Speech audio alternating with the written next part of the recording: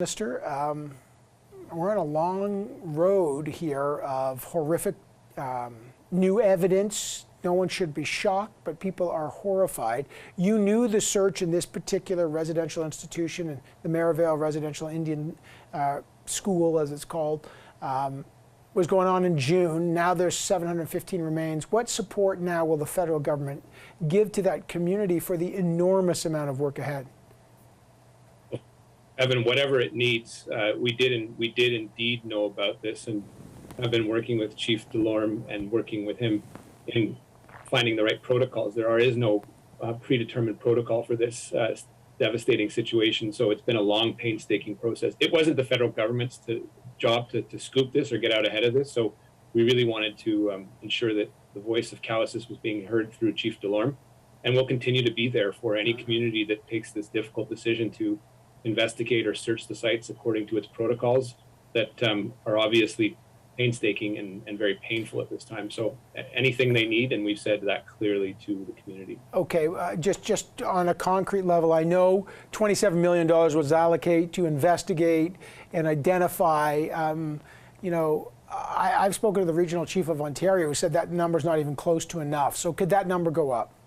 Well, it isn't enough, Evan. It's the initial amount that was budgeted, as you know, in 2019 and is getting out now. There are many other supports that we will be there, financial and otherwise mental health supports. If Kamloops is any experience, it really needs help from, it could be the national defense, transport and closing down airspace, depending how the situation evolves, or expertise that the federal government can bring to bear. But it isn't our job to be the face of this, but really to support those communities in that longer term decision-making process. I had a discussion with a community on the West Coast in Newchalmouth, part of the Newchalmouth Tribal Council, that wants the destruction of one remaining building, and will absolutely be there for them. But again, this is a process that does vary from community to community, and obviously it will take some time. Minister, how many other communities right now are doing deep ground radar searches as we speak?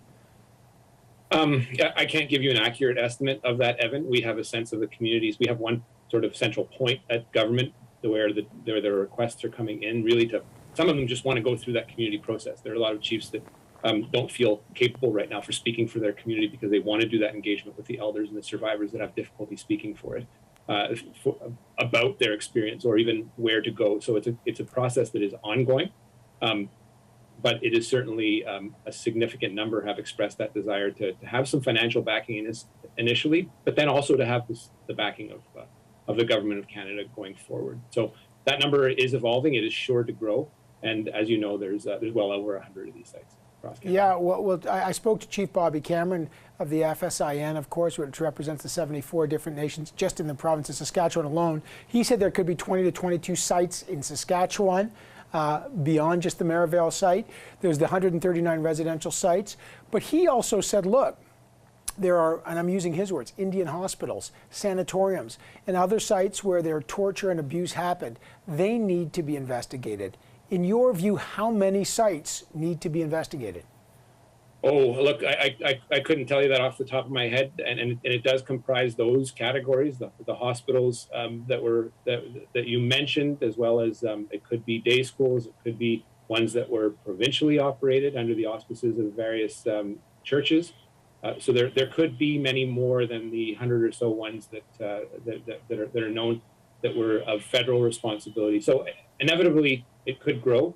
I guess the point that we're trying to make loud and clear is that any First Nation that wants to go through this difficult process, the Government of Canada will be there to back them. Given the numbers here, will the federal government create, I guess, a special point person? Like, I understand your job as the Minister of Indigenous Services, but that covers a huge number of issues. Given the amount of sites that are being investigated, the specificity, the urgency, will there be a special point person for this file alone, identifying, dealing with the criminal element, the cultural element, and the unmarked grave element? Is there going to be a specific minister designated to this file alone? Well, within the civil service right now, Evan, we do have a concerted group that is working to identify those needs. Again, the TRC says loud and clear that communities need to lead. Whether you need that sort of umbrella accompaniment at the federal level, absolutely, we would be glad to do it. It's a difficult tasked to ask essentially the entity responsible for a lot of these atrocities, I get it. the federal government, accompanying the churches, to investigate the crime. But we have to be there, get out of the way where needed, and support the financial needs of communities where needed, and support them in any way we can, and we will be there to do it. How many? But this isn't the place of the federal government to be front and center, but actually be behind these communities, helping them. So it's a valid request. I've certainly heard it from a number of stakeholders. It isn't unanimous, and that consensus building will take time, but we'll figure it out, and we'll figure it out respecting the wishes of every individual. Minister, what's the working estimation of the number of kids that may, because I know Nigun St. Clair, who's the professor in Manitoba and the son of Justice St. Clair, who oversaw the TRC, was saying on CTV yesterday between 20 and 25,000 kids could be in unmarked graves. Well, if you look at the TRC's work, which was exhaustive but far from complete, identified about 3,000, but it could easily double. And as former Senator Sinclair has said, that number could very well jump, depending on the category you pick, to 15,000. So it's a wide range. The point in all this is we do not know, and there are many people out there that are reliving some memories that actually want to get down to the truth of that, as painful as it is, and we'll be there to support them. But the number is very large. We've always said this is the tip of the iceberg, and as intellectually prepared as we can be for this, I don't think Canada is emotionally prepared for this. No, I think it's almost impossible to. These are crime scenes. People now want to know who's going to be accountable. There are people who worked in these. We have survivors who were there. We're hearing their stories.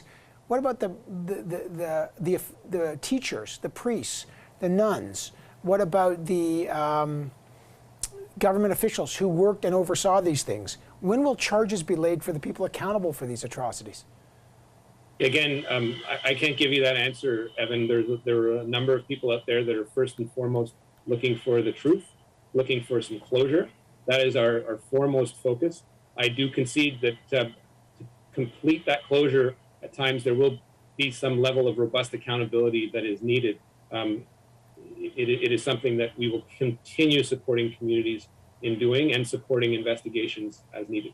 Minister, after the 751 remains or hits were located, former Justice Minister Jody Wilson-Raybould tweeted out, quote, "With the horrific news out of Saskatchewan, our collective call is again for complete transformative action. Justin Trudeau, if you care enough to make things right, stop your selfish jockeying for an election, which no one really wants, and do what you promised in 2018. At that moment, the Crown Indigenous Relations, your colleague, Minister Carolyn Bennett, sent Jody Wilson-Raybould a text saying pension, ? Meaning that Jody Wilson-Raybould does not currently qualify for a pension if there was an election before October. Jody Wilson-Raybould was insulted. She said it was a racist, misogynist text and, quote, reflects the notion that Indigenous people are lazy and only want money. Do you stand by what Minister Bennett texted Jody Wilson-Raybould on a day like today?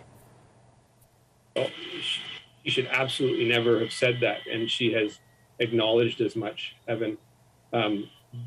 Those are two people that I have immense respect for in Jody Wilson-Raybould, former Minister of Justice and Attorney General, and Dr. Bennett. I know there was a troubled interpersonal relationship that they had. I was not part of that cabinet, so I do not know as much detail as people might think I do, but that is something that is between them. I know Minister Bennett's decades-long dedication to reconciliation. I know she is mortified by having texted that to Jody Wilson-Raybould and regrets it bitterly. But I will leave it at that out of respect for the two individuals involved. Although it's not, unfortunately, it's not just between them now. Is that apology enough, or does it hurt your government's ability to work with communities when you have a senior minister tweeting out things or texting things like pension? You know, I think it out of respect for Dr. Bennett and the work that she's done, I think we owe it to her to let her speak for herself. But obviously, these words are hurtful, and as you know, Minister Bennett does regret that quite bitterly right now.